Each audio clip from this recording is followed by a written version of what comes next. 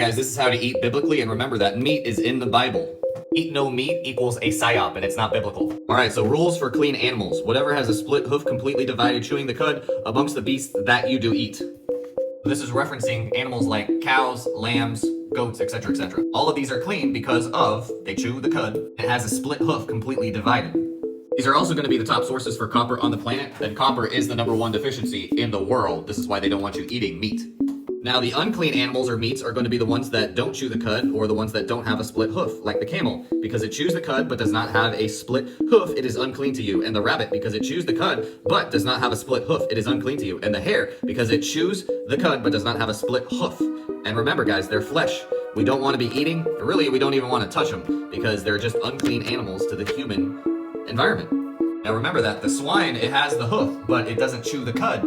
And pigs don't sweat, so they hold all of that bacteria in their body. We go to eat that pig, we're eating bacteria that hasn't been able to leave the body yet. And y'all can say whatever you want. Oh, he's made all foods clean. Listen, he didn't do away with the law of epigenetics, which is what I'm explaining to you right now. All right, fish that we can eat. You can go ahead and consume fish that has scales, that has fins. But you don't want to be eating any unclean fish with no scales, and you don't want to be eating any kind of bottom feeders, kind of like lobsters or crabs, or, definitely stay away from.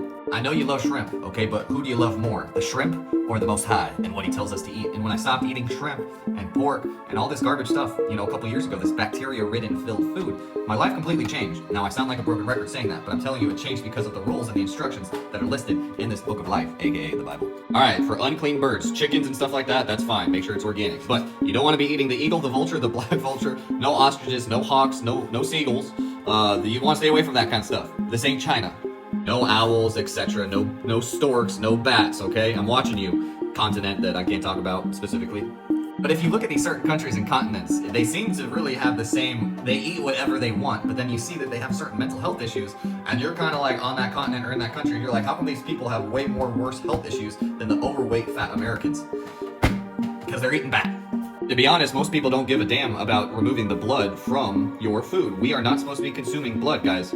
You gotta try to just cook it out, get some halal meat, go ahead and cook out the blood, do whatever you gotta do, but you don't want to eat the blood. Which means that medium or medium rare or rare isn't really going to be much of an option. Next thing we need to do is remove any kind of excess fat. So if there's any kind of excess fat on the steak, like the white part on that steak, just cut it off. Remember, what happens when you guard the laws or the instructions, you never become sick. Now, if the king of Salem was consuming boiled meat with Abraham, I think I'll stick to what King Melchizedek and Abraham had been doing. I'm not going to change the wheel just because people tell me that's what I should be doing.